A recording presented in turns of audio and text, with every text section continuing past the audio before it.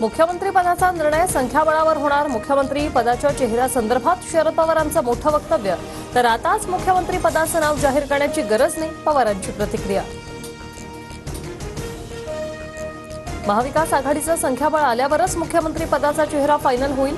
शरद पवारांच्या भूमिकेला नाना पटोलेंचाही पाठिंबा. मुख्यमंत्री पदासाठी कोणी लढत नाही, जागावाटपात ओढाताण होणारच. मवियातील मुख्यमंत्री पदाच्या चेहऱ्यावर आदित्य ठाकरेंची प्रतिक्रिया. अनिल देशमुखांवर सीबीआयकडून गुन्हा दाखल. गिरीश महाजनांना खोट्या गुन्ह्यात अडकवण्यासाठी जळगावच्या तत्कालीन पोलीस अधीक्षकावर दबाव टाकल्याचा आरोप.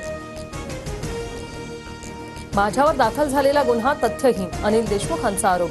तर फडणवीसांच्या पायाखालची वाळू सरकल्याने कटकारस्थान रचल्याचा देशमुखांचा हल्लाबोल. अजितदादा आणि शिंदेंमध्ये लाडकी बहीण योजनेवरून श्रेयवादाची लढाई. अजितदादाच 1500 रुपये देत आहेत अशा आशयाची अजित पवारांच्या राष्ट्रवादीची जाहिरात. अजित पवारांच्या लाडकी बहीण योजनेच्या जाहिरातीवर काँग्रेसचा आक्षेप. अजितदादा काय स्वतःच्या घरच्या पैशातून लाडकी बहीण योजना चालवत आहेत का, काँग्रेसचा सवाल.